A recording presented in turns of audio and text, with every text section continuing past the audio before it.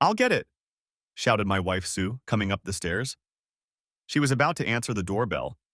Apparently, she thought I was upstairs, not reading an ebook in an unlit room. I started to get up since I was only a few feet from the front door, but when she said she would do it herself, I lay back down. I've only lived here for a couple weeks. It was unlikely the knock was meant for me. Oh, what do you want? There was contempt in my wife's voice. I need to pay the boys' child support for the next 3 months. If I could, I'd like to buy them Christmas presents. Obviously, the reference was to Mike Lawrence, Sue's recent ex. Well, you can't. It's not a good time. You can pick them up this weekend and get them presents then. Sue, be sensible. You know I don't have a car. I lost my car when you fired me. Mike, let's not dig into the past. This is the past. We're divorced. You have visitation rights, and I'll make sure the boys are always available on that schedule. But they are getting used to a new man in the house. If you spend time with them as well, it will confuse them. Make arrangements for them to come to your new home. That's the thing. I don't have a home. I'm forced to go out of town. This is my only chance to see the boys. Please, we had good years together until you decided to move on. Let me see my boys. This will be my last chance for a while. I'm sorry, but no. I had to think fast. There was nothing common in what I was hearing. I couldn't imagine my wife denying her children a date with their father. I stepped out of the foyer. The front door, as it opened, blocked the view into the room. I quickly stood up and asked, "Why is the door open?" I walked into the foyer and saw my wife standing, blocking her ex from entering the house. "Oh, Mike, isn't that you? I'm Larry Compton. I'm sorry, I fell asleep and didn't hear the doorbell ring. Why don't you invite him in, Sue?" Sue looked at me as if I had peed on her shoes. "I'll handle it myself, dear," she said through clenched teeth. "Oh, I'm sure you can handle it. But regardless of your past, that man can come inside. It's cold." Sue took a step back, letting him through the door, but still effectively blocking the entrance to the house. Mike stepped inside and stepped aside while I closed the front door. Sue's stance suggested that I still had some work to do. "Boys!" I shouted toward their bedrooms. "Your daddy's here." It's an amazing thing about kids. Verbal communication is easy to hear if they like the topic, and easy to hear if they don't.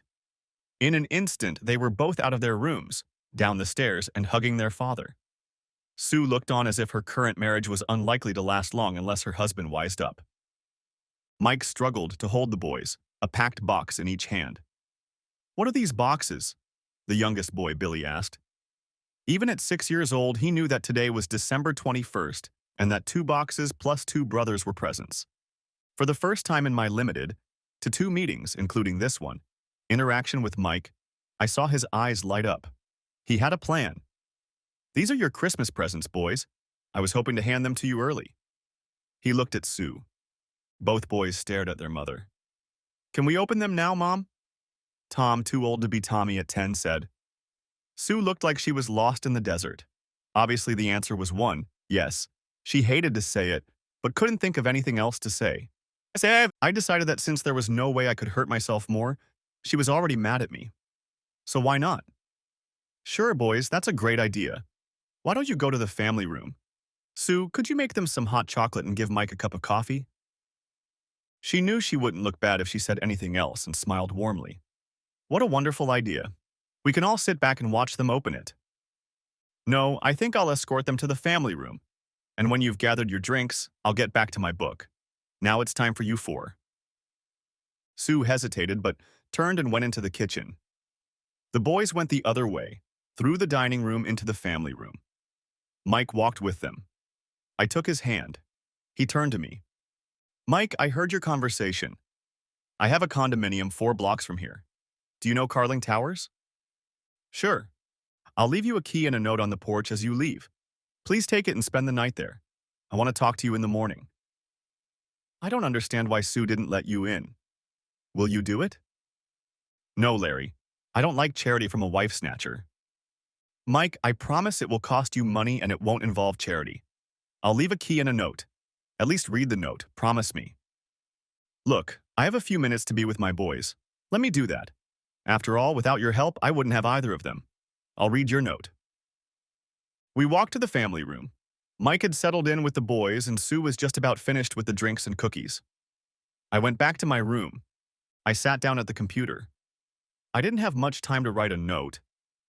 Mike, I overheard you talking to Sue. It's very disturbing. We need to talk.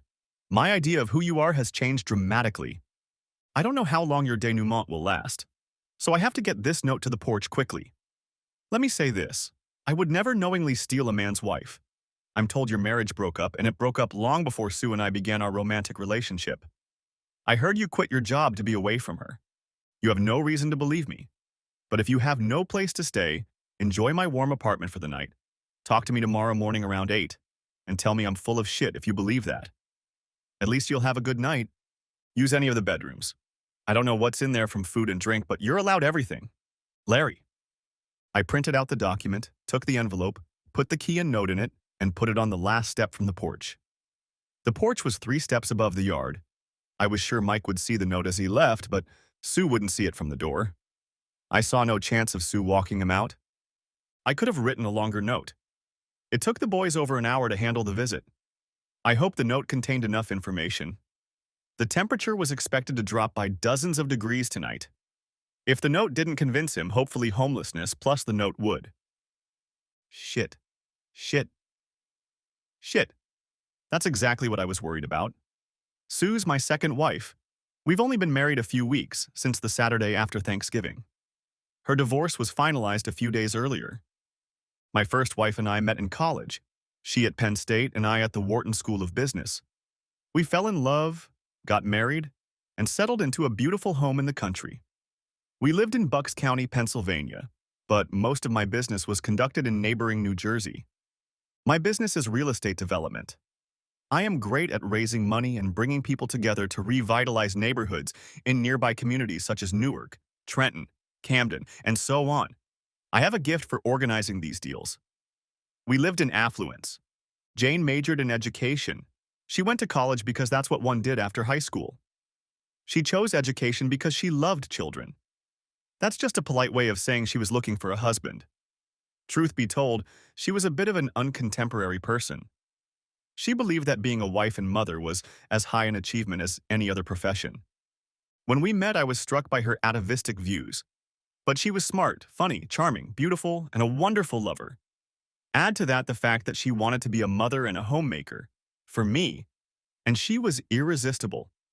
We were the perfect couple. The problem was that I would often leave the house on Monday morning and return late on Friday. Week after week with no end in sight. And then tragedy struck. My wife and our daughter were murdered in our home by drug addicts looking for another batch of drugs. Our home had elaborate security measures in place, but Jane didn't take them. She attempted to set off the panic alarm, which led to the murder of my 2 beautiful girls. Because I was chasing success, I had no help. Because I was so successful, I needed to be there to help. My pursuit of success led to my failure to pay attention to her insensitivity to safety. My failure caused her death. I was gnawing at the feeling that I had chosen a 1950s marriage, more than half a century too late. Of course, that's what Jane wanted, but I had let her live that life. In that era, people were safe at home. Jane and I created a wonderful life for ourselves within the walls of our home. Jane insulated herself from the harsh realities of our time. We lived in an affluent neighborhood with large wooded lots and houses standing far from the road. Our house was not visible from the road, which made her feel safe. It also allowed the drug addicts to feel secure in a robbery attempt. No one knew about the break-in until she set off the alarm. That alerted the police, but caused the wild-eyed junkie to shoot her and then our daughter. I was broken. All I had left was a job. I began to strive for more, stronger, and faster. I didn't seek a second wife. I didn't see it as fair. Instead, I used my wealth to find temporary life companions. I was happy chasing, catching, and discarding. It didn't suit me, but it was fine in the short term. Then I met Sue. The people in the lobby interrupted my musings. The boys were excited and wished their father a good night and a Merry Christmas. Sue was polite and did her best to escort her ex out the door. Finally, she succeeded. When he left, Sue took the boys upstairs to bed. His eyes were red. He was on the verge of tears. I offered to talk to him, but he squeezed past me. I said, pointing at him, "First step." He left the house, walked down the stairs, passed the envelope, but stopped, stood for a moment, turned, picked it up, put it in his coat pocket, and walked off into the night. There was nothing ordinary about this visit. The night is very cold. His wife's ex-husband came on foot wearing a jacket hardly suitable for this weather. He just wants to see his children. And if it weren't for my intervention, he would have been sent away. I'll ask Sue for an explanation. She walked down the stairs in annoyance. Why did you go against my will and keep this man out of our home? She didn't quite shout. Now I had a decision to make. She told me that her ex had quit his job. He said he had been fired. I was hoping to talk to him tomorrow. I needed to get as much information from her as possible. Should I tell her my plans or should I go along with the deception? If in doubt, lie. What do you mean? How do I know you don't want the boy's father in the house? I added, in a tone similar in emotion and volume to hers. You heard what I said. Oh, that's what you think. I didn't really hear it. I was asleep in my chair. The cold air woke me up and I got up to see why the door was open. Her tone changed. You didn't hear our conversation? Why? What are you hiding or trying to hide? Her tone became defensive. How dare you? I'm not hiding anything. I just thought you heard and knew that I didn't want him to come, but I invited him anyway. I shook my head, smiling. I spoke much softer. You know me better than that. We need to turn the volume down a few decibels. Let's get a glass of wine, sit down and talk. If there's some reason you don't want your ex around your boys, I want to know more about it. I went to get the wine. I had a bad feeling. Everything was so great. Sometimes things are perfect, but in my experience, nothing is perfect. I agonized for almost 2 years. I experienced only 2 emotions, overwhelming sadness and emptiness from my inadequacy. I followed 2 treatment regimens. To get rid of the sadness, I worked an insane amount of hours, and to get rid of the emptiness, I found a life partner. Being successful, I could find a companion whenever I wanted.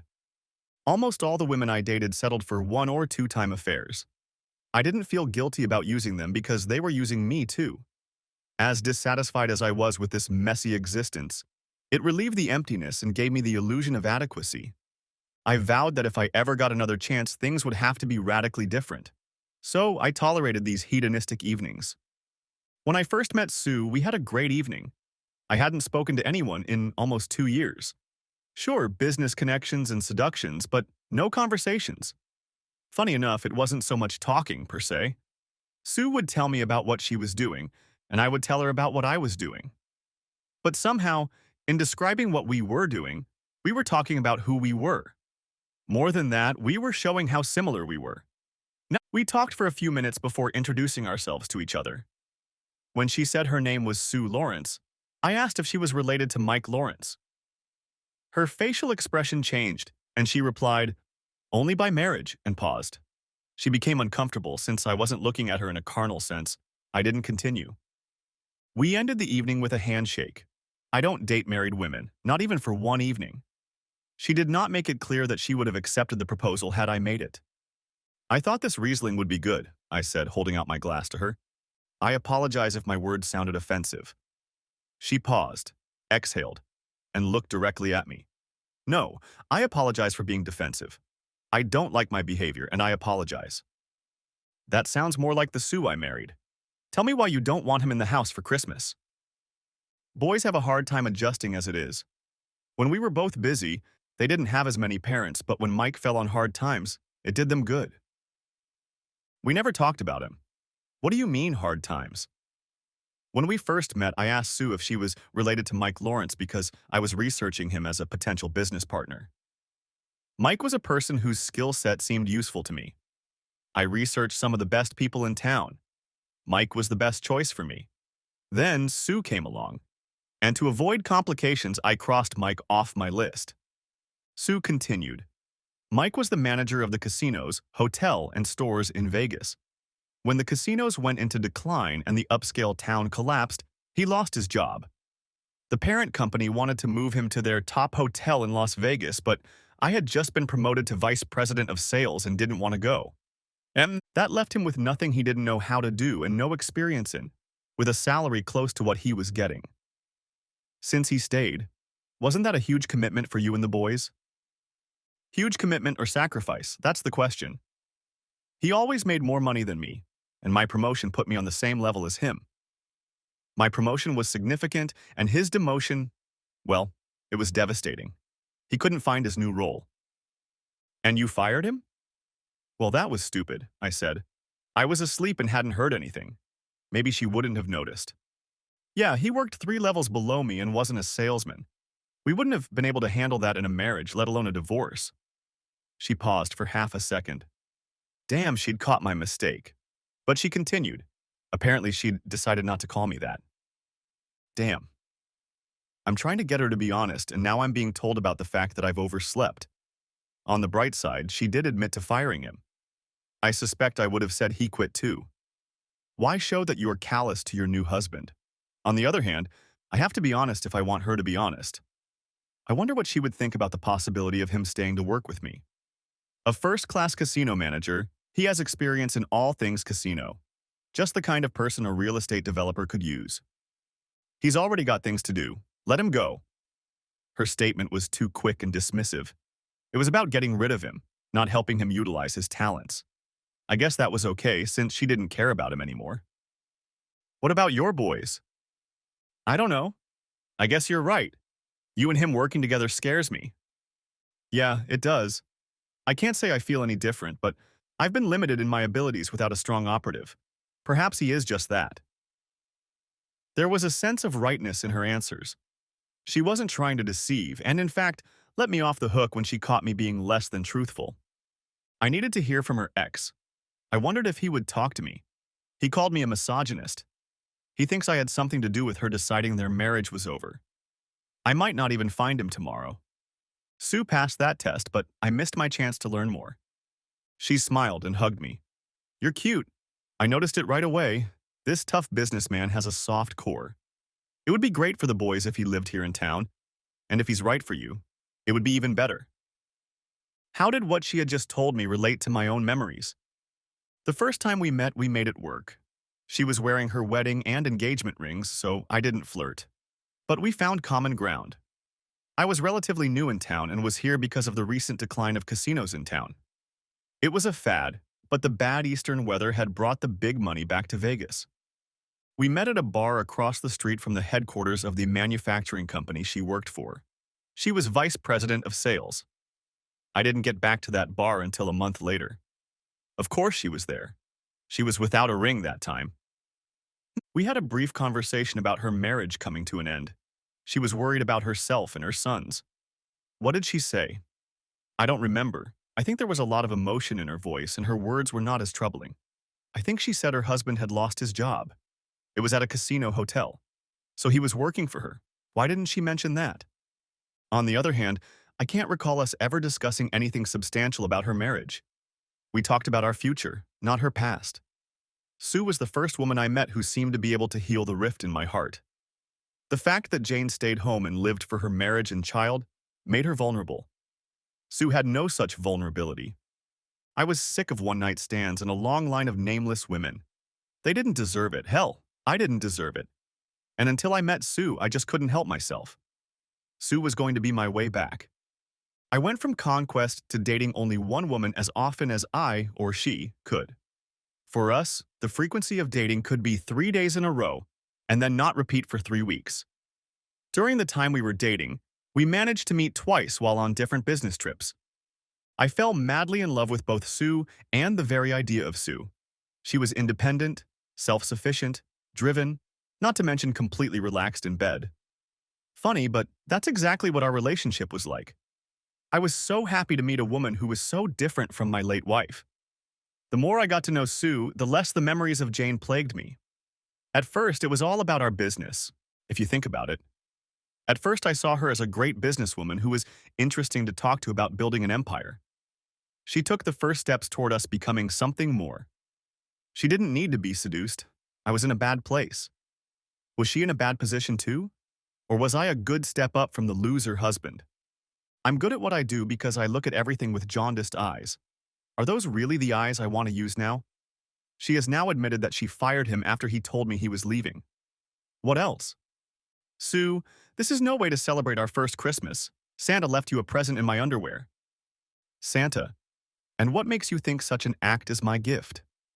She said, caressing him. Maybe you're the one who's going to get the gift? Well, I can see that this discussion is going to take a lot of time and effort. Are you sure you're up for it? That seems to be your job. I guarantee I can handle mine.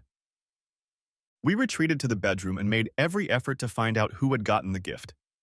It was impossible to find out, but by morning, neither of us had the energy left to look any further. Why are you up so early? Sue hugged me, and I couldn't get up without waking her. Early meeting.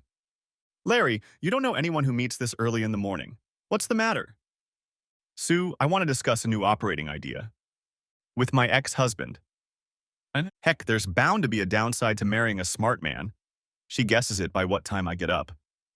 Yeah, well, sorry it scares you. That's it?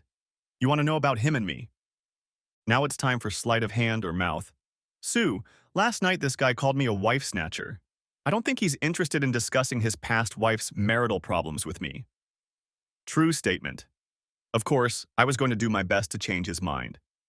Larry, you know that if you dig into our past, his story will be different from mine. What are you going to do then? You act like I want to find something wrong with our marriage. Why would I want to do that? Your ex knows everything I need to accomplish the grand regressive development that is the old casino district. Don't worry about it. She didn't seem satisfied with that not quite complete answer. I decided it was time to kiss her goodbye and see what I could learn from her ex. No. She asked me what I would do when I realized that his story and hers didn't match. The question was very important because there was no way their stories could match. Even if they tried to tell the same story, they would not succeed. So, since they have different interests, I know I'm going to get different stories. So what am I supposed to do? Start a new marriage, doubting my wife? Maybe I'm better off not knowing? Well, that's just silly. Sticking your head in the sand gets you in trouble. Head in the sand is face down and ass up. I can imagine what I'm subject to. How can I justify not knowing any different? I'm stuck. I don't want to know more and am compelled to know more. I keep coming back to the fact that I'm successful in business because I'm a skeptic. I don't take anything at face value. On the other hand, how can a new marriage be successful because of skepticism? One thing I pride myself on is determination. And this back and forth thinking is nothing decisive. Shit or get out. I entered the apartment through the door connecting the garage and laundry room. This open room adjoined the kitchen, where Mark sat at the table drinking coffee. There was an empty silverware plate on the table. Apparently, he'd found something for breakfast. Good morning, I said, trying to sound as chipper as possible. He stared at me. Good morning. Without enthusiasm. You'll forgive me. I have a fierce hatred for you that spills out when I try to be grateful for the last 12 hours. Okay? More like asked than said. Let me start like this. I never had a relationship with your wife until she stopped wearing rings and announced that divorce was around the corner. If you think otherwise, then we need to work on how I can convince you that what I'm saying is true, or how you can convince me that something else is true. Agreed? He looked stern but not withdrawn. You're making me nervous standing here. I know adversarial meetings.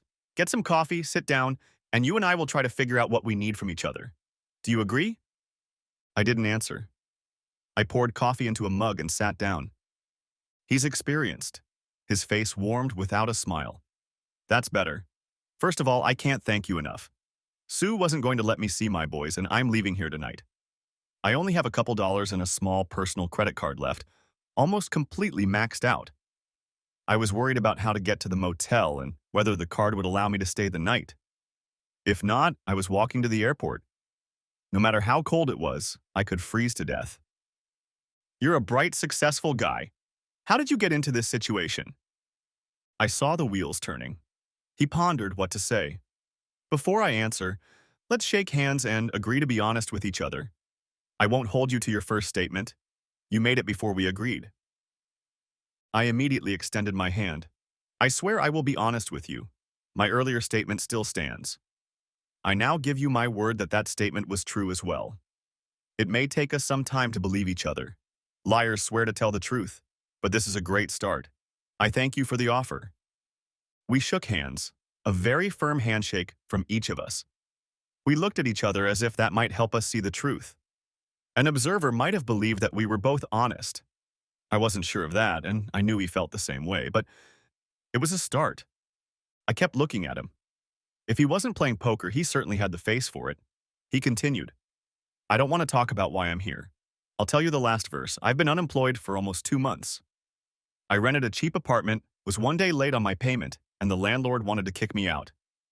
The move is tied up with all my money. I really want to keep my sons, but I can't let my life fall apart further. Your life fell apart? Look, this is awkward. I won't go into details. I fell apart when I lost my job. He said it with air quotes. I needed support, and this bitch stuck a knife in my back and started trading as fast as she could. I decided to be honorable and did too much to take care of my sons and was left with nothing and no income. I was a brave martyr, drowning in equal parts self-pity and Tanqueray until the weather turned cold. I didn't realize people had a limited sense of humor about those with no income or possessions. You are an enigma. You don't know it, but in my job as a developer, I do a lot of due diligence. I want to take on a huge project in the casino district. As part of that project, I'm going to need a partner.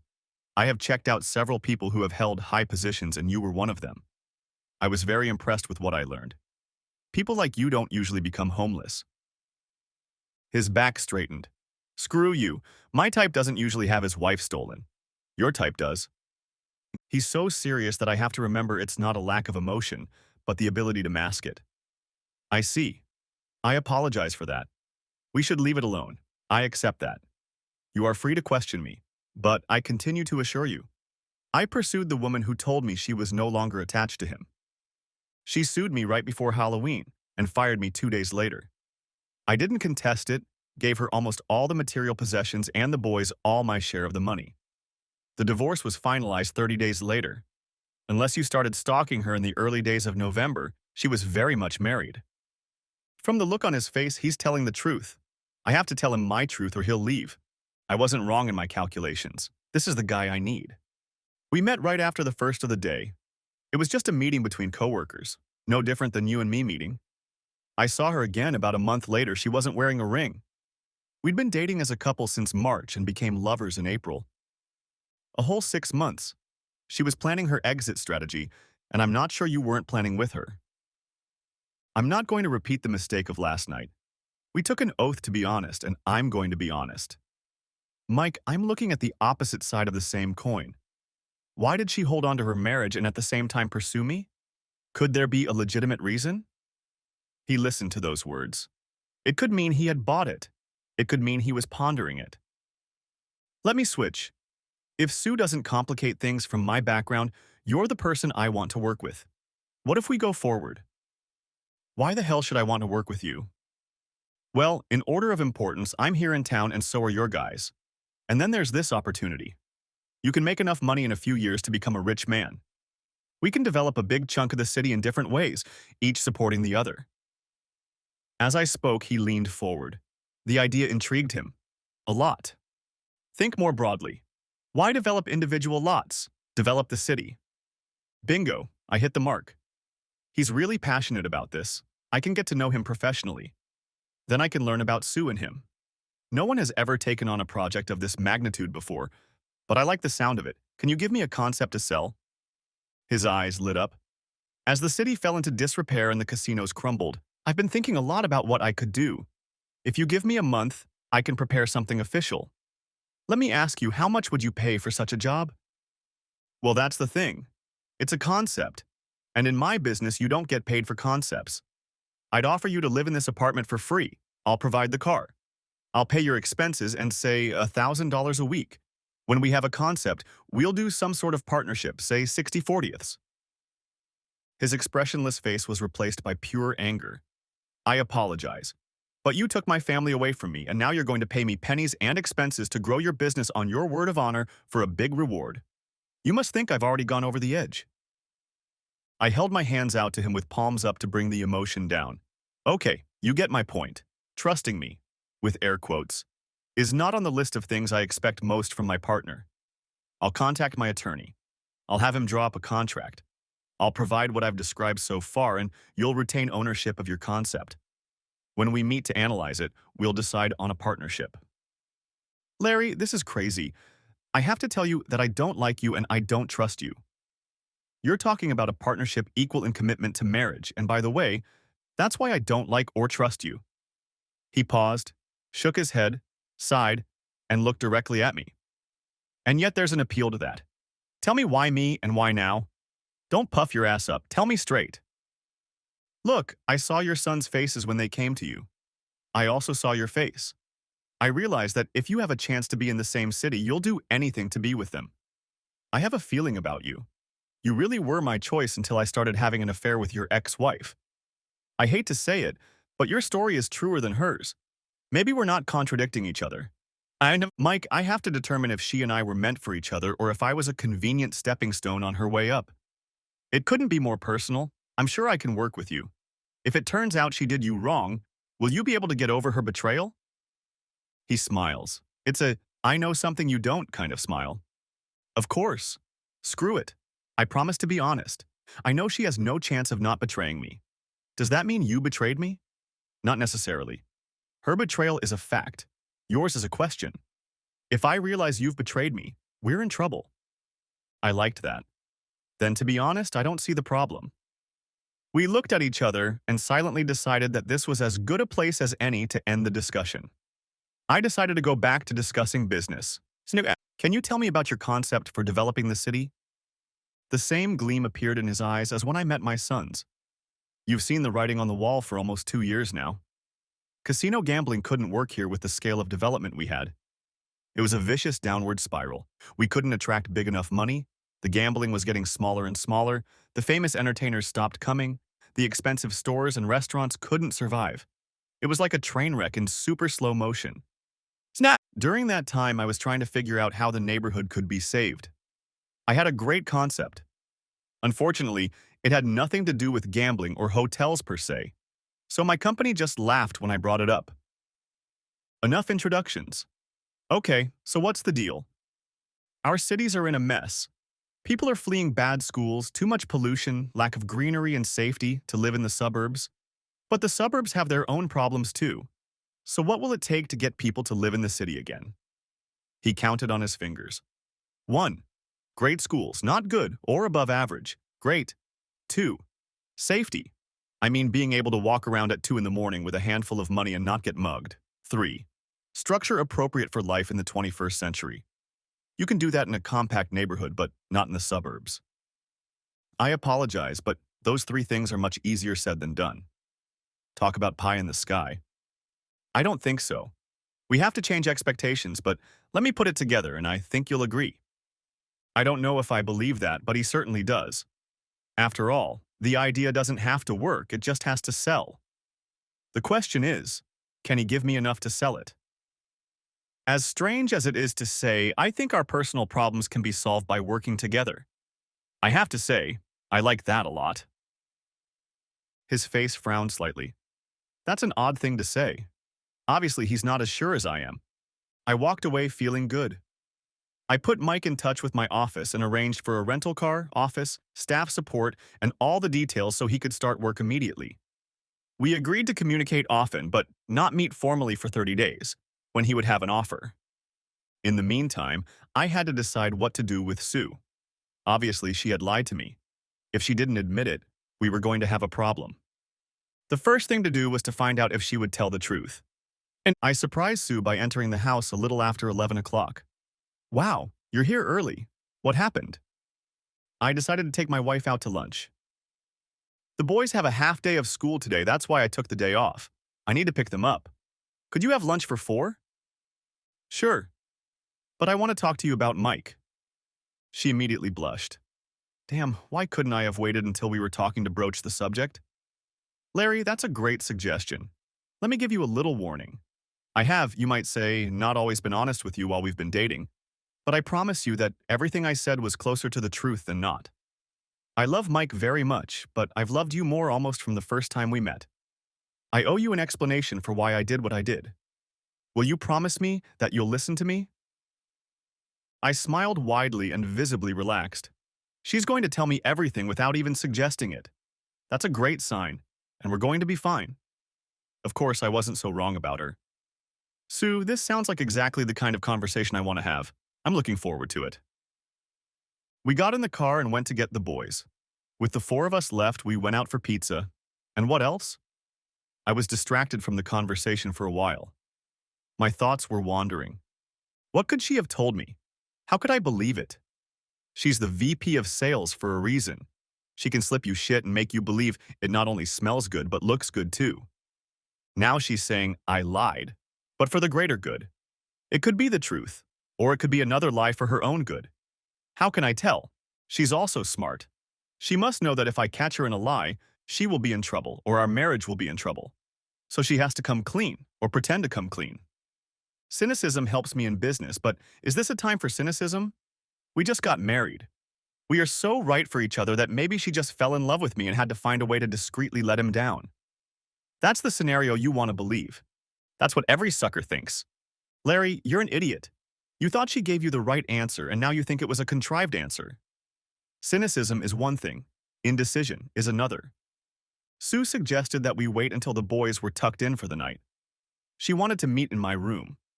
I was doing nothing when she walked in. Would you like something to drink? She asked uncertainly. I handed her a whiskey on the rocks. Oh, sorry, didn't notice. Let me get you started. I'm afraid this is going to be a little difficult. Sue, I promise you that your best chance of avoiding difficulty is honesty. Mike and I had an imperfect marriage.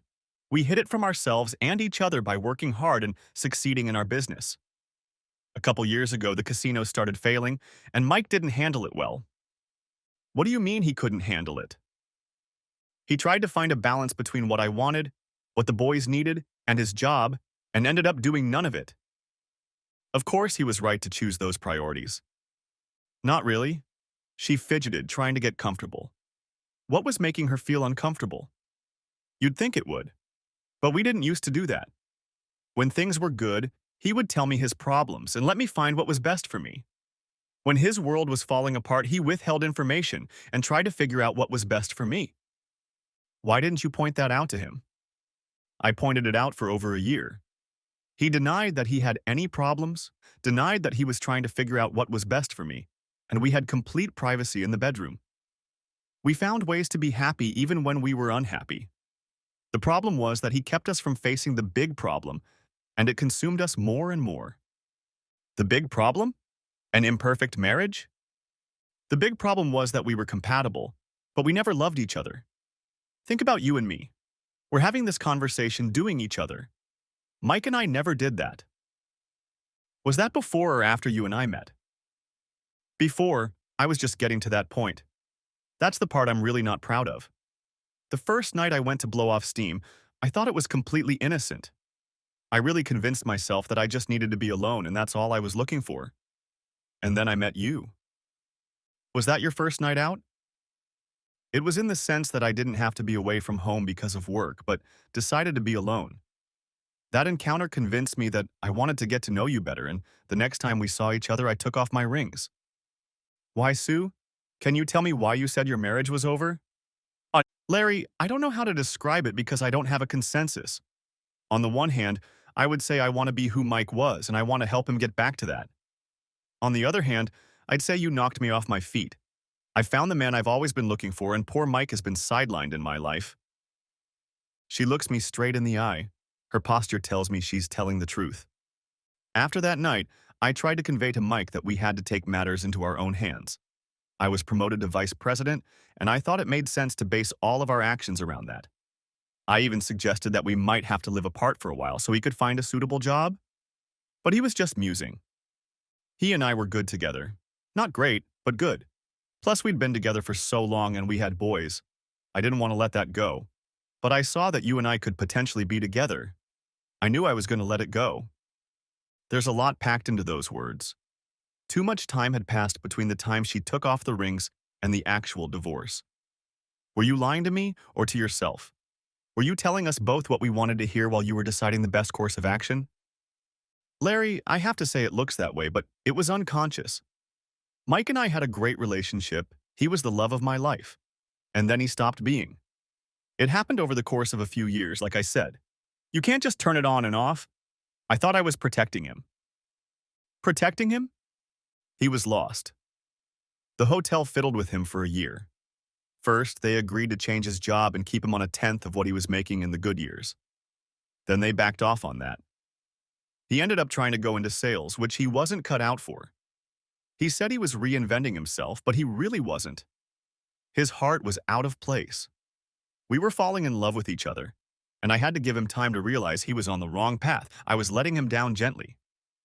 Until you fired him?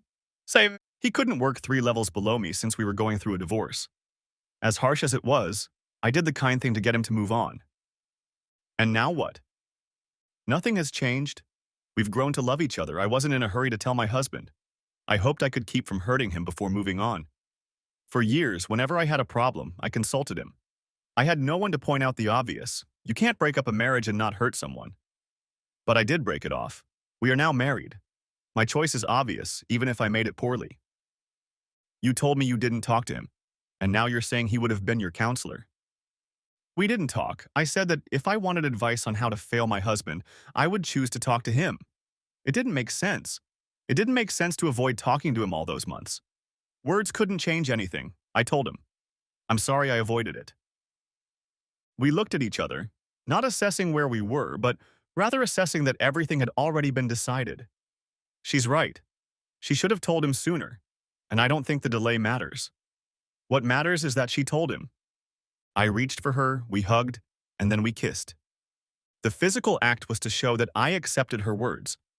After all, it might be true. She really does love me, at least for now. They don't say love is blind for nothing.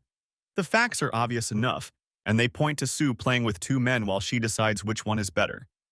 But her story could be true, and that would be better for me. Love requires trust. Common sense says trust but verify. Sooner or later, I'm going to have to stop weighing both sides. Am I in or am I out? It's been a month. Mike wanted to be left alone, and I left him alone. I couldn't wait to give him a chance to develop his thoughts. During that time, I contacted almost 100 people I did business with to tell them about this new idea. I'm good at teasing. Almost every one of them wanted to call again. My home life was very good. I left that alone, too. Sue and I enjoyed life in a way that I could never even come close to with Jane.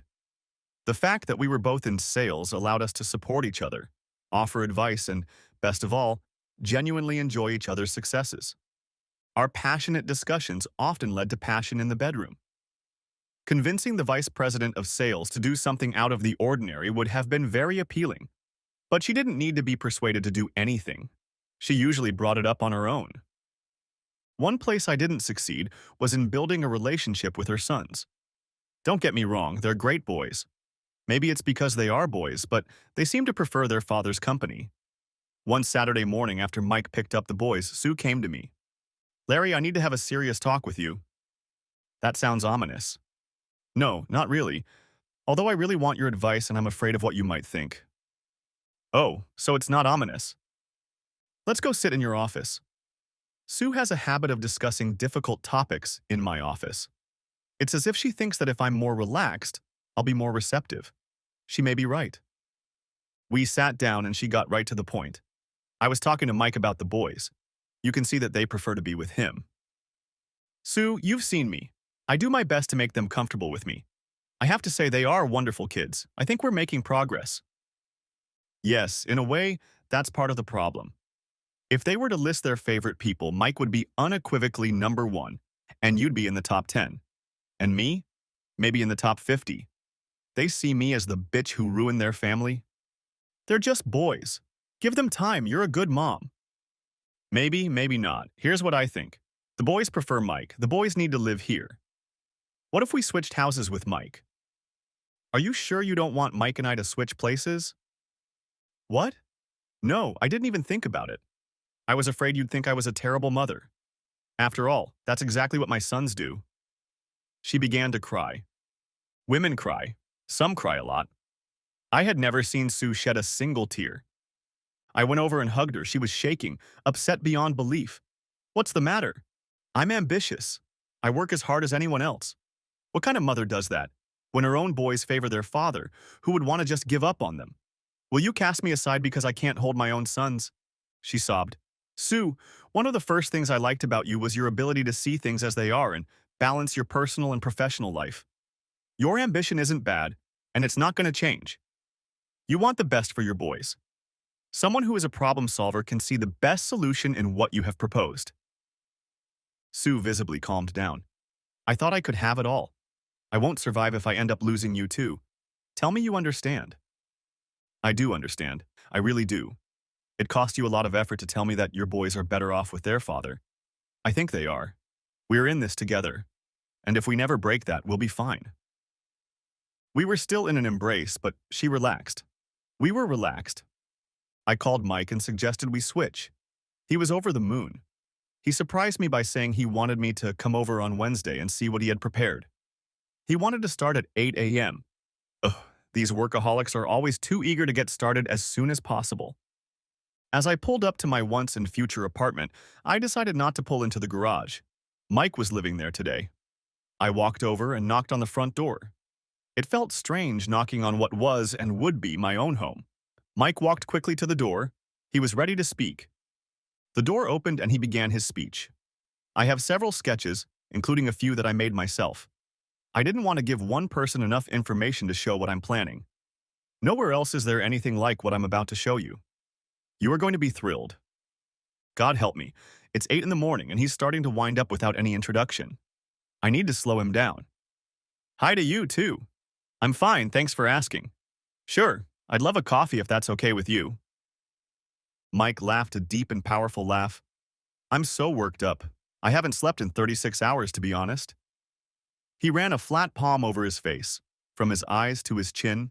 Then, oh, hey, Larry, come on in. How's it going? Can I get you something to drink? He stepped away and returned with 2 cups of coffee. Larry, I want to start by saying that our cities are dying out because they are dirty, noisy, unsafe, too expensive, and they have bad schools. People fled to the suburbs for quiet lawns, safety, and good schools for their kids. Now they have a terrible commute to work, driving an hour to go to the theater or eat at the best restaurant, but they still think that's what the American dream is all about. Sure, so what? I smiled. I knew he wanted to continue. My tone was playful, not demeaning. First, let me describe my background. When my hotel fell apart, I asked myself, how was the city different from everything we provided at the hotel? It occurred to me that in the city, services are regulated, but very loosely. On the other hand, we have the ability to customize many things so that they are run by the owners of our complex. Okay? And what does that mean? We've left too much to the government. I'm not saying this as a political statement, but as a practical one.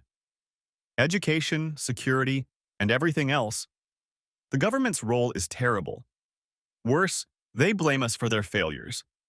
We had standards in the hotel. The stores were independent, but operated to my standards. We should be the same. No wonder you're delighted. You've reinvented civilization.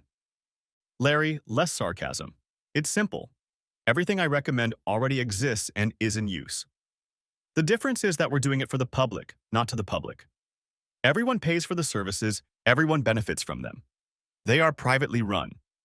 If they make a profit, they thrive. If not, they cease to exist. He walked over to a large blueprint of the parcel of land I was about to purchase. It showed 5 square blocks surrounded by a wall. It had 2 gates, one on the north wall and one on the east wall. Those were the only 2 roads that went outside the wall. All the others ended within a couple hundred feet of the wall. Mike began his explanation. This area is unique. It's an adult playground built around 2 huge casino hotels. The casinos are 4 blocks apart in the northeast and southwest corners of the space. Around the perimeter is a neighborhood, much of which will be demolished. There will be a park around our little village in town. Mike went on to describe a walled village inside the city. All traffic within the walls will be by driverless cars, which can be private or shared. Casinos' hotels will be converted to condominiums. Many of the surrounding buildings will also be converted to condominiums. There will be family-style restaurants for families with working parents. He was right. It was simple, possible, and most importantly, sellable. I marveled that automobiles existed to run the city without a driver. His scheme was so well thought out. A person could own his own car that only his family could use. A person could own his own car, giving him priority in line and also provide that car to others. A person could pay more per mile and get priority in line, even if they didn't own a car. A person could pay the minimum amount, but still wait longer for a car and possibly ride in the same car. When not in use, cars were returned to a shared garage for cleaning, charging, and maintenance. Driving was simplified as all cars were driverless. Mike, I have a million questions. What does walled off mean? We still need to work out the details, but 20 to 25,000 people will be living here. We have to find reasons for them to come and live here. The first reason is safety. There will be no regular automobile service to our village. Groceries, mail, and such will be delivered by carrier pigeons. Mike walked over to one of the drawings. The southwest corner is for carriers like FedEx, UPS, and the U.S. Post Office. It is accessed by a ramp to an area under the village. Parcels are sorted and most are sent home in a car that takes the resident home. It should be an interesting stunt. We're working on it, but it's not that complicated. The villagers will get an identification card. They can also use the app. When you want to leave the house, you'll send a car. Depending on how you arrange with the car service, the car will arrive within minutes. While you are out of the house, you get a notification that you have packages, giving you an approximate time when you will be home. You decide you need groceries. Use the app to order what you want, and they'll be waiting for you at home in the car too. How can this be done? Why isn't anyone doing it now? We're too spread out. People have cars and they need them to travel long distances. We're living in the past. I don't think we like it much, but that's the American dream. Until someone shows people a new dream. Visitors? Mike walked over to another blueprint and said, "There's a visitor parking lot in the northwest corner. There will be several multi-level parking lots, depending on where you're going in the village." What about the schools? It sounded to me like people were leaving for the suburbs because the city schools were so bad. We'll have private schools for all residents. Part of the reason to come to this new city will be safety in schools. How will that be paid for? Contributions, fees, taxes, whatever we call them. We'll incorporate the town and move forward. Instead of paying taxes to insolvent governments, we'll use business for efficiency. Mike, that's great. I can't believe you thought this through in a month. We're going to renegotiate the contract immediately. We're going to have to figure out how to organize the city to generate revenue as quickly as possible. Mike is excited. He has a well-developed concept. There are tons of details left to work out, but this project is what he was meant to do. He's found his element. I decided our meeting had gone well enough that he could give me some honest personal information. So I asked, "What do you think about changing jobs?" He laughed, and if I may say so, perked up even more. "Larry, I have to say that a few months ago the end of my life came. I lost my job, then my wife, my kids, and my house. My self-respect had dried up, and I was about to take a dead-end job that would drown me in mediocrity. Christmas changed everything. Home, then work, now my boys. And soon your ex? God, I hope not. When I think she snuck out on me, hired me for a position where I was worthless, and then fired me to score points with the bosses. She's a cold bitch. I'm sorry she's your wife and I wish you well, but if I were you, I'd be looking for betrayal." Mike, let me ask you, have you ever known Sue to cry? Is she the kind of person who might cry in certain circumstances? Sure. Say someone dropped an anvil on her foot. Well, if it was dropped from some distance, she'd probably cry. Why do you ask? Nothing. When she asked me about the light switch in the house, she cried because I might have thought she was a bad mother. Larry, be careful. She destroyed her home to find another man. Her kids are getting in the way of her having a good time, so she's chasing them away too. Do you think the tears show she cares? No, I think not, or I wouldn't be asking. I don't want to call you a sucker, but get your head out of your ass. She made a bet, and now that 2 future draft picks have gone to another team, it's a done deal. I know you're probably right, but she's right for me. I pined in vain for the love of my life. I knew I would never find another, but instead, I found the opposite of my lost love. We fit together. Even a month ago, I didn't think I could say this, but I bless you both. I sincerely hope everything works out for you. I hope you don't have any hindrances. She has shown that she knows how to bargain. I decided not to argue with him. We spent another 2 hours going into the details he had worked out. When we were done, I hit the road to share the exciting news with Sue. On the way, I was immersed in reflection. Nick, he was right about the tears, but I hoped it didn't matter. Sue was like me. She loved battles and victories. Now, she and I hesitate to get to know each other better. I think she's afraid I see her as a woman who will abandon me if I get in trouble. I feel like we have something deeper. So for now, as they say in New Orleans, laissez les bons temps rouler. Let the good times roll. Why am I worrying? Why am I getting myself worked up? He's not going to give me straight answers. I'm with his wife. She chose me because we fit together. We're not like her and Mike. She really wants to be with me. Sure, it was a step up. But it was a step up for me. It was a step away from Mike. He just doesn't see it yet. Sorry, Mike, I've been thinking. She's too young to be on her own. How do we move on and make some money along the way? I've been thinking about that. We start by making this place safe, fencing it off with a wall. First, we'll tear it down and plant trees and saplings to make a park. Then we will start building condominiums. When we get far enough along, we can start selling condos. I don't know what far enough means. That's your job.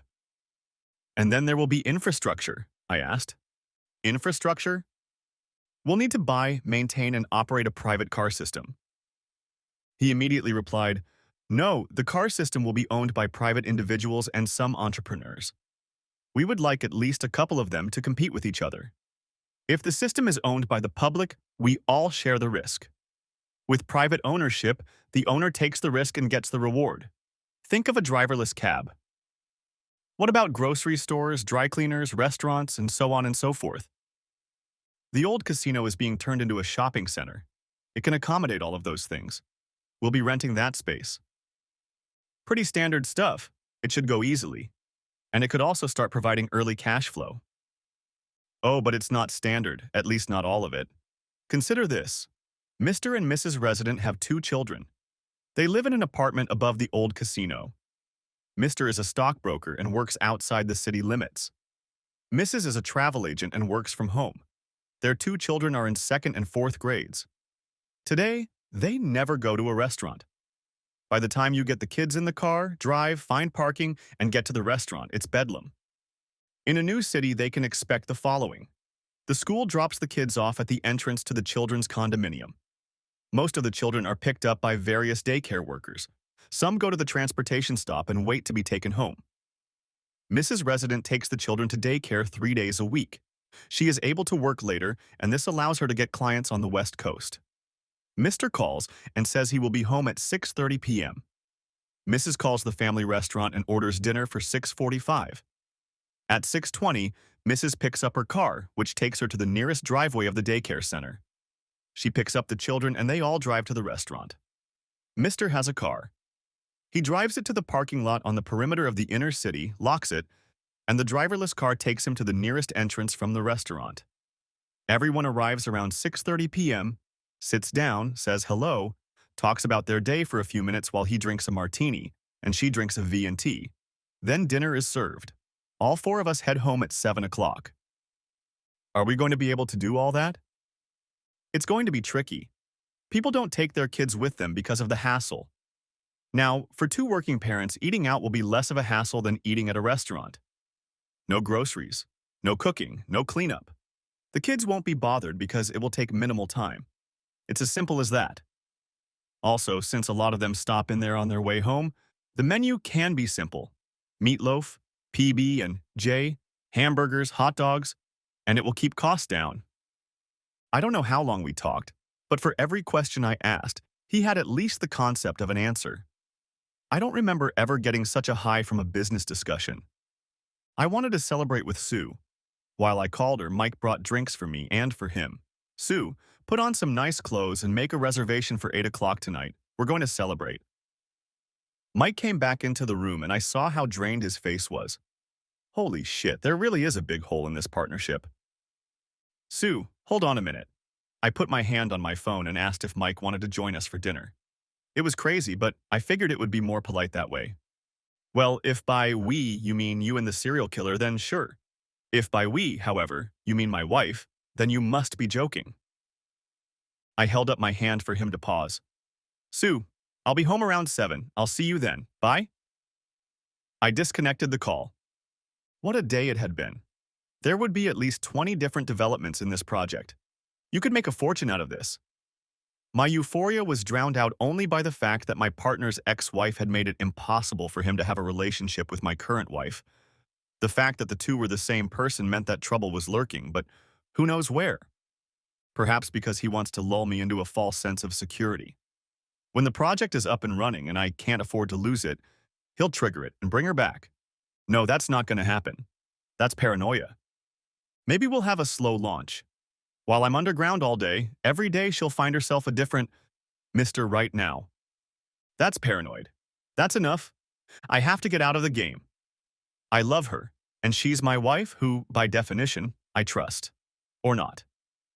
I can't be haunted by the fear that she's looking for renewal and I'm only temporarily fulfilling my role. Whether Sue was preparing to go out or planning a seduction, it was hard to tell. Whatever the case, she could make the dead rise, or at least some of them. I saw that as a possibility. We loved French food and wine. We made reservations at Maison de Vieux Carré, a restaurant that served French and Cajun cuisine.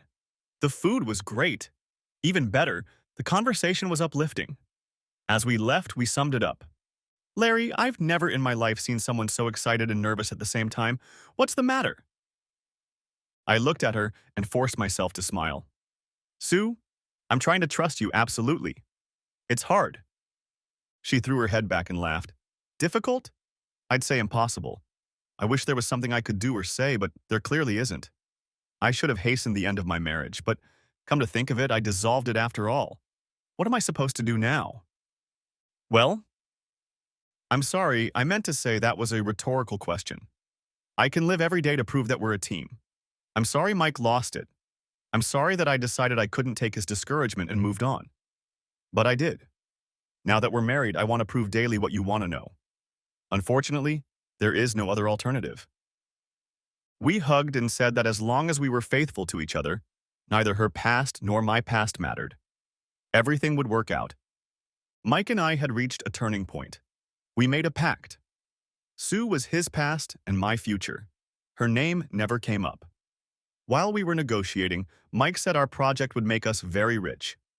Great wealth would keep Sue from looking for the next Mr. Right Now. I asked him, am I broke? She'll be gone as fast as she finds the next Mr. Right Now. I like Mike, I really do. But in this case, I think he's embittered. He thinks his ex-wife is fickle because she left him and is now with me. I know she found a better man and is now with me. I'm not going to be paranoid and wonder if she's going to leave. We're on our way to a fantastic future. Larry, let me ask you, when she talks to you, does she look you in the eye or does she lower her gaze? What's your point? We've avoided the subject of Sue for too long. You told me once that you wished us both well. I tell you how good we're doing, and you come at me like Larry, what's the matter? I said I wish you well, and I meant it. But the truth is, you don't stand a chance in hell. You love her. She loves her. You clearly don't have enough people on your side in your marriage. I can tell you firsthand, this woman is capable of punching you in the face. When we were having problems, I would start to worry because she would disappear for the weekend, not come home or whatever. The next moment we'd be in bed, on the landing, under the bushes or whatever. And soon I'd be so relaxed I wouldn't remember what was bothering me anymore. I'm sorry she thought she loved me, but she did. You need to get over it. He stared at me as if I needed to come to terms with the fact that the sun rises in the east every morning. Okay, I have a counter-proposal. You say you've met your true love, and I think you have a vampire sitting around your neck. If I entertain your wife for the next 10 days, will you agree that I'm right? Of course. Not so fast. I'm going to need your help. You want her? Get her. I won't participate. I don't want to watch. I don't know what you need, but count me out. Not so fast. Then he explained. I listened. I agreed. It was a good plan. It seemed a little transparent to me, but if that's what it took, we'd give it a try. As I drove home, I prepared myself. Mike's plan was too obvious in my opinion, but for it to have a real chance, I had to go through with it. I pushed myself to the point of a fit of rage. I walked through the door. Sue heard it close and headed in my direction, smiling broadly and greeting me warmly as usual. What a bastard, I almost shouted. A hearty hello to you too, dear. Which bastard do you mean? That asshole you were married to. He ruined me. Are you in on it too? Larry, take your time. First, explain to me how Mike ruined you. Yesterday, if you remember, I told you to keep an eye on him, and you were his best buddy. Do you remember that? I was so enamored with his great ideas that I brought him in as a full partner. He retained the rights to his ideas. Now he holds all the cards, and he wants me out because he hates me. I'm totally screwed. What am I going to do? Sue came over and put her arm around me. We'll work it out. Don't worry. As long as we're together, you can't lose.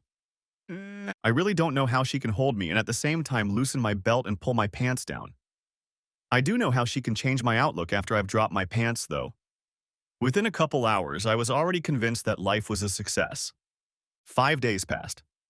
During that time, Mike and I had never met. I was sitting in my home office. I got a text message. 11:30 MBR. I smiled. That son of a bitch was right. I looked at my watch. There was plenty of time.